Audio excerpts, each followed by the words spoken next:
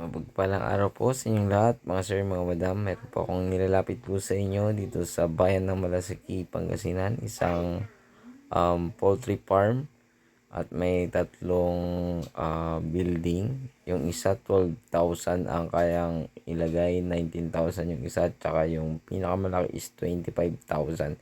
So 56,000 po yung pwedeng ilagay sa tatlong uh, building na ito. So ngayon po ay hindi namin pinasok kasi operated po siya, may laman po, bawal po siyang pasukin.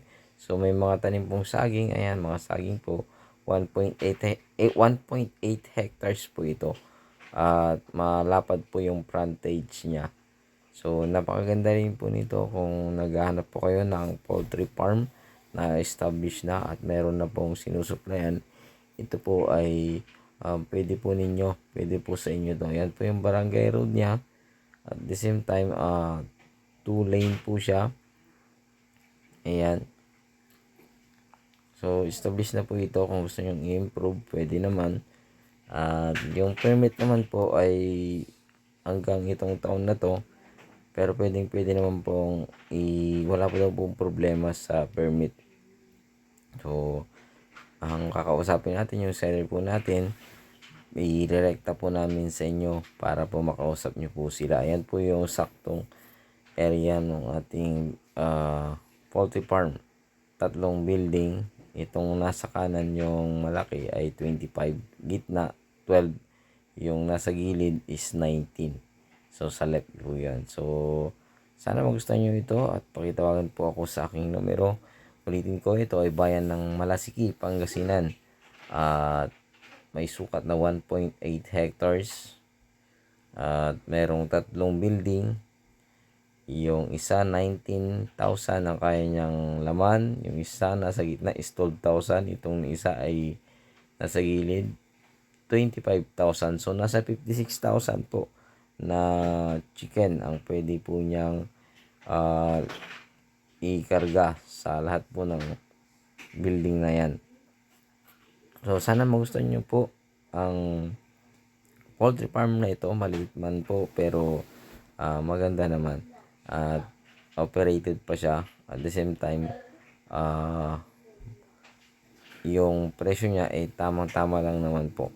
Ang presyo nito mga sir, mga dam is 40M. Palo na po tayong samahan po namin kayo para tumawad sa ating seller. 40 million. Sagot naman po nila yung capital gain tax. Wala pong magiging problema. And ano po ba yung mga kailangang sagutin niya ay mapag-uusapan po pagdating po na kung magustuhan nyo po ito ay kausapin po natin. Ayun, sana magustuhan nyo po ito dito sa bayan ng Malasiki, Pangasinan. Tawagan nyo lang po ako sa aking numero upang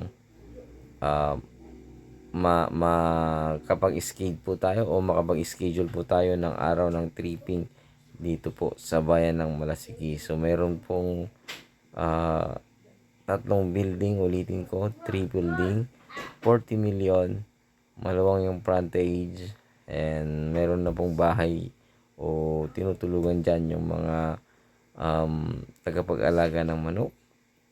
So hindi namin napasok dahil ito po ay may laman, mahigpit naman po yung ating mga tagabantay. So ayun, sana magustuhan nyo po. Muli, maraming salamat. Ito po ang inyong lingkod, Agent Joel. Patuloy po kami nagpapasalamat sa lahat po nanonood ng aming munting vlog.